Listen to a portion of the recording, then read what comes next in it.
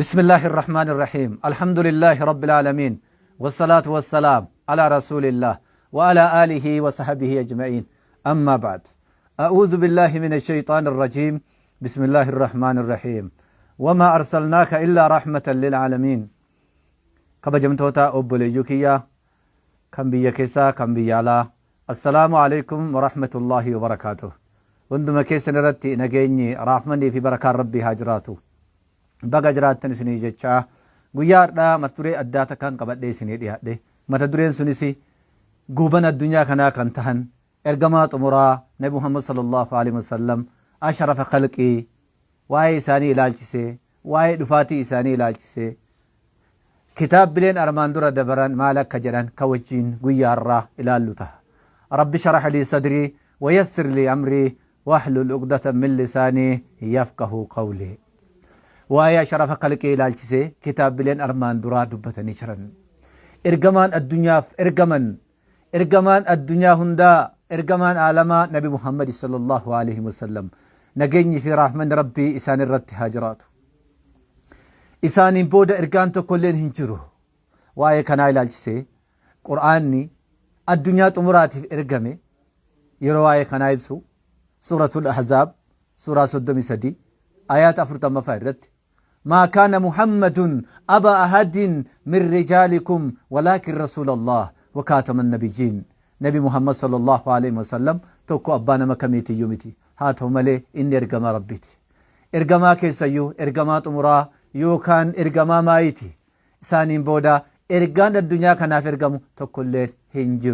هنجرات الليل إرقمون إساني أمو ملتوك ياما كيسا إسا توكو nagaa fi rahman rabbii isaan irratti haa jiraatu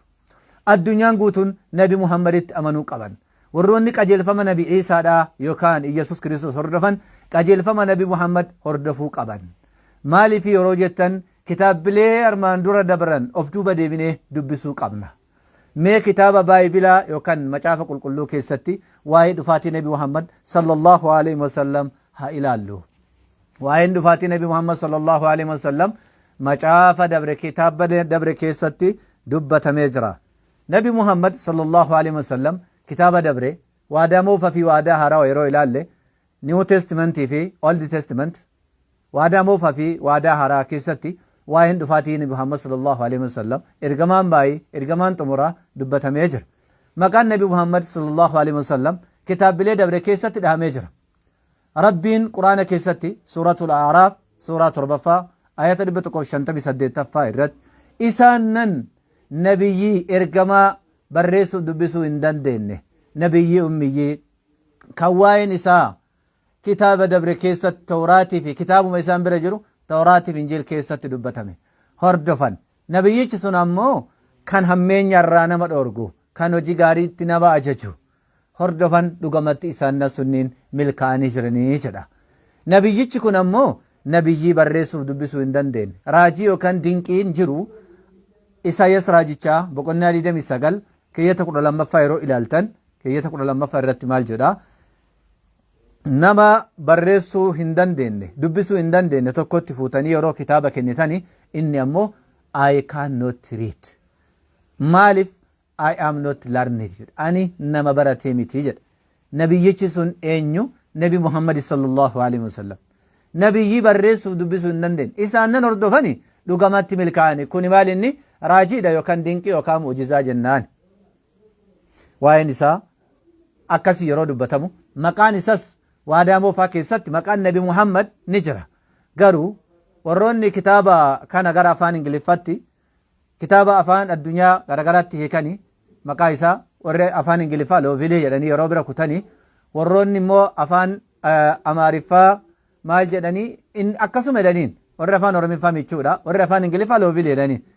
waa'ee kanaa ilaalchisee kan dubbate kitaaba hedduu caalu Song of Solomon boqonnaa 5 lakkoofsa 16ffaa irratti maqaan nabi Muhammad sallallahu alaihi wasallam dubbatamee jira maqaan eenyu maqaan nabi Muhammad sallallahu alaihi wasallam maal akeeka kuni isaan nabi Iisaan booda alayhi salaam yookaan Iyesuus Kiristoosin booda addunyaa kanaadhaaf akka isaan ergamani keeyyata kanatu nu hubachiisa mee afaan Ibruutiin kitaaba hedduu caalu Song of Solomon boqonnaa 5 lakkoofsa 16ffaa isin yaa dubbisu afaan Ibruutiin beeka maal jedha hikkoo maammii takkim وكل محمد زهدودي زيراي بين جورشالم جد أسيت كان دبتمي مكان نبي محمد صلى الله عليه وسلم محمد مكان نبي محمد صلى الله عليه وسلم قالوا كتاب بلين كون يرو أفان برو رتي إنو مجرى أفان بروت يرو كتو جرى وري أفان إنجليفا كتابة كان بكا كان كيتا كان كمتي هكذا محمد كان جدو كان إسمال جناني بركوتاني لو فيلي جناني بركوتان لو فيلي جتون جتشافان إنجليفا روته هيك نساء جالتما جتون جالتما فيلتما مكان نبي محمد صلى الله عليه وسلم أفان ربي فاتي وريك ميتشو أدب بركوته أسيت كان دبتمي مكان نبي محمد صلى الله عليه وسلم بيام مغرا وادا هاروات نيو تستمنتي تسنا دبرسو وانجيل يوحنس بقولنا كودا جها لا كوفسا كودا لمانغا كودا فوري رت كان دبتمي واي دفاتي نبي محمد صلى الله عليه وسلم واي دفاتي نبي محمد كان دبتا جر انو ارغما اسرائيل فرغمه نبي عيسى عليه السلام يوكان يسوع كريستوس نبود ارغمان اكناني دفا حفورا دغات دفا نبي محمد دفا يدي دبت وانجيل يوحنس بقولنا كودا جها لا كوفسا كودا لما كودا فوري رت مال جدا يا اسرائيل لغايا انو جدا جرا يسوع اسرائيلوتان جدا جرا كنافو ارغمني يسوسي نوني لالت ورموني لالت امارني لالت غراغني لالت سلتشني لالت عربسني لالتو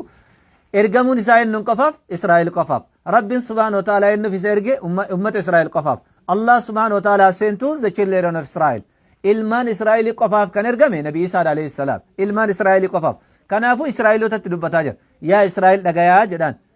sila ammaa tan wantan isinitti wedduun qaba ture isin garuu ammatti narraa baachuu hin dandeessani yeroo hafuurri dhugaa dhufutti hunduma keessanuu gara daandii dhugaa sanitti isin geessa hafuurri dhugaa sun waan haasa'u ofirraa kaasee hin haasa'u waan waa hin dhagaye qofa dubbataa waan dhufaaf jirus isinitti himaa dubbii kiyya keessa illee fuudhee waan isinitti himuufi anaaf ammoo dhugaa bahaa jedha eenyu hafuurri dhugaa sun jiisas إلياسي إنني أفوري دقاسون نبي محمد صلى الله عليه وسلم مالف دبي كان جمس قرآني سورة النجم سورة شنتمي صدفة آيات صدفة فرفة رتك كنجدة وما ينطق عن الهوى إن هو إلا وحي يوحى نبي محمد صلى الله عليه وسلم وناسه وفر كاسي ناسه وواهن نجي قف دبتاجر لا waan waa hin dhagayen alatti waan takka ofirraa kaasee hin dubbatu waahi rabbiin isaanitti godhen alatti beeksa rabbiin isaanitti godhen alatti nabi muhammad sallallahu alaihi wasallam ofirraa kaasee dubbii takkas akka hin haasofne quraan illeen suuratu najmi suuraa 53 ayat 3 irratti yeroo addeessu wangeela yohannis boqonnaa 16 lakkoofsa 12 jalatti illee dubbatame hafuura dhugaa jedhamee dubbatamee jira hafuurri dhugaa kun immoo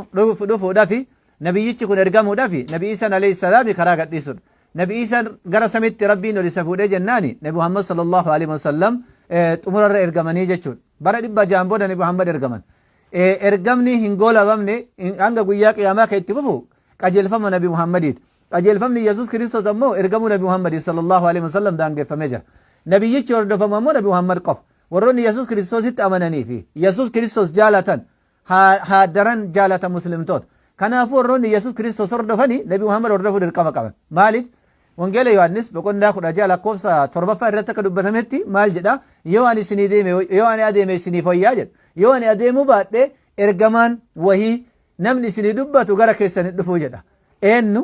ergamaa wahii hafuurri dhugaa ka isinii dubbatu ka dhugaa bahu hin dhufuu jedha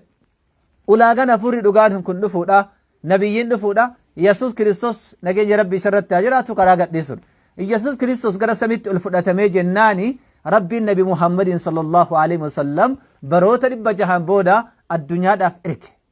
يسوس كن نجن ربي سرت تاجراته واحد وفاتي نبي محمد دبته قرآن نس سورة الصفي سورة جاتمي توك آيات جافة إرت أكنا جدا يا إسرائيل لقيا يسوس كريستوس يوكان نبي إسرائيل عليه السلام نجن ربي سرت تاجراته واحد وفاتي نبي محمد يروي أكنا جدا يا إسرائيل لقيا يا إسرائيل أنا إرجم ربي كياتي وانتين جم كيسن إرجمه فيه وانتين إرجمه كتاب موسى أفكرنا به لقاهم سودا كتاب موسى أفكرنا به توراة إدما توراة لقاهم سودا فيه أكسم سمو إرجم بودك يانفو كم مكان إسا أحمد جنمون إسن جمتشي سودا لفجر سنس مكان نبي محمد صلى الله عليه وسلم قرآن كيستي مكان نبي محمد بكشين تدبتك bakka afuritti muhammad jedhamee yeroo dubbatamu bakka tokkotti ammoo ahmad jedhamee dubbatamee jira suuratu saffi suuraa 61 ayata 6 irratti ahmad jedhamee dubbatamee jira suuraa fathi suuraa 48 ayata 29 irratti